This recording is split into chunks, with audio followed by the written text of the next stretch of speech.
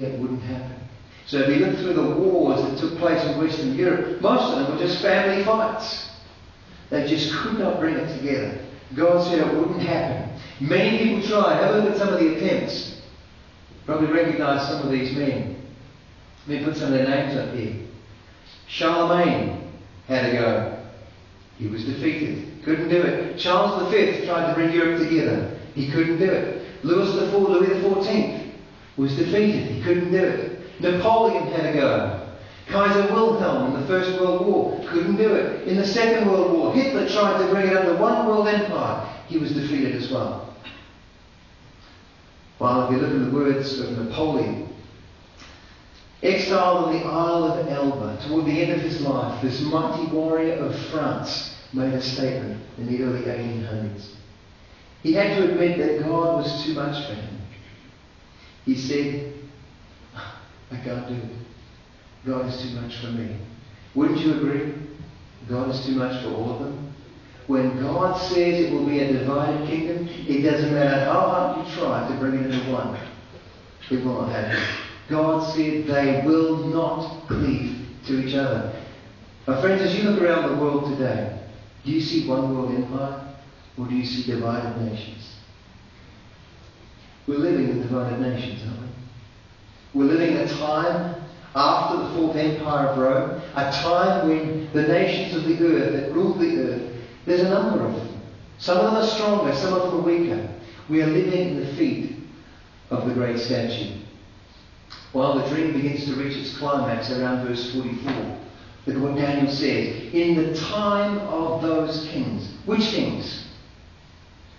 In the time of Rome? In the time of Alexander? In the time of those kings. Here we are. He's just described the feet. In the time of those kings, the God of heaven will set up a kingdom that will never be destroyed, nor will it be left to another people. It will crush all those kingdoms and bring them to an end. But it itself will endure for how long? Forever. King, the great God has shown you what will take place in the future. The dream is true. Its interpretation is trustworthy. The next great event to take place on the landscape of earth is the final kingdom. A kingdom represented by a rock, cut out but not by human hands. A rock which will descend and will come down and smash the history of that image to pieces. And God will establish a new kingdom. An eternal kingdom that will never be superseded by another. This kingdom will last forever. And it will fill the whole earth. Let me give you a quick summary of the events of the last days as recorded in Daniel. This amazing prophecy. Jesus will come again. That's the rock. That's the new kingdom which will come. The nations of Europe will come to an end. God will set up his eternal kingdom in its place. This kingdom will last for eternity. Jesus will be anointed as King of Kings. And he comes to earth to reign as King. Well, at this point, a stunned Nebuchadnezzar, great and powerful monarch, who years before had gone into Daniel's home city, decimated the thing, destroyed the temple, and ripped out Daniel and his friends and all the people he could use for his own kingdom, and dragged them back to Babylon, now stands in front of one of these slaves, who he's made one of his noblemen, whom just a day before he was about to have chopped into little pieces. And you know what this great monarch does? He gets out of his throne and he prostrates himself before Daniel. You know what prostrate is? He lies down on his face before this young man who has a connection to a living God. And Nebuchadnezzar makes the statement in Daniel 2 verse 47. He says, surely your God is the God of gods and Lord of kings and a revealer of mysteries. Isn't it something? By this great metal image seen in his dream. 600 years before the birth of Christ, God reveals there will be a kingdom called Persia which will take over from Babylon. There will be a kingdom called Greece, which will take over from Persia. Another kingdom like Iron, which will take over from Greece.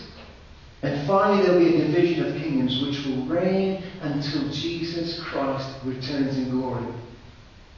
Think about it. We're living in the feet. We're down near those toes somewhere.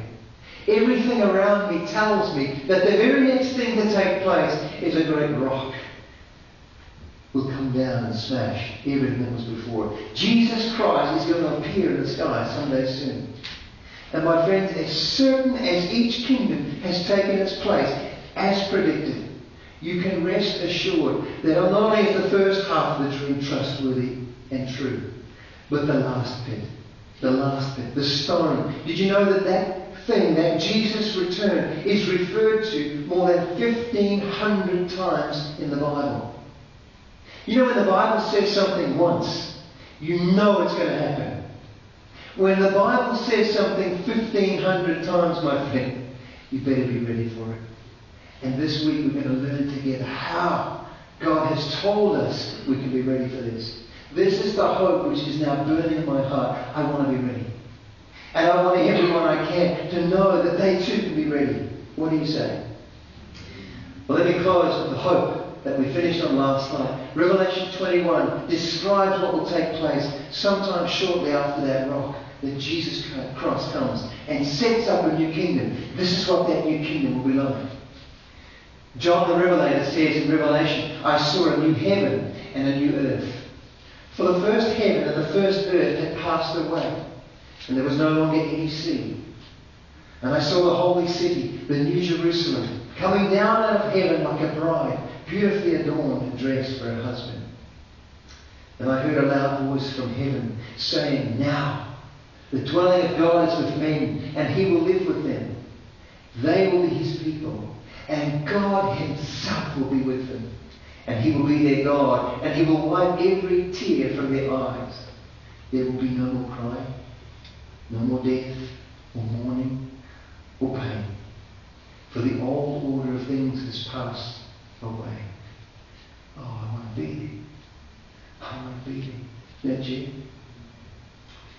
We have a God who, despite everything we see around us being chaotic, despite living in a world filled with pain, we serve a God who is in control.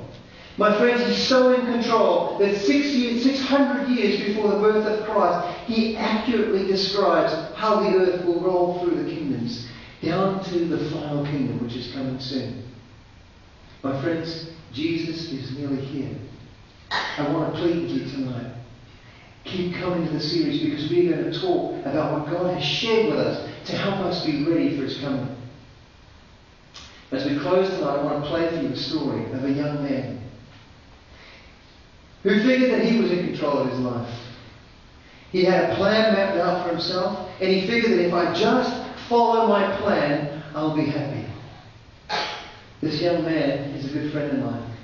He learned the long way that there is a loving God who can be in control of your life in such a way that he will bless you. He says, I have a plan to prosper you, not to harm you. Plans to give you a hope and a future. Let me play that for you. And after this testimony, I've asked Steph if she would sing for you a powerful song called God is in Control.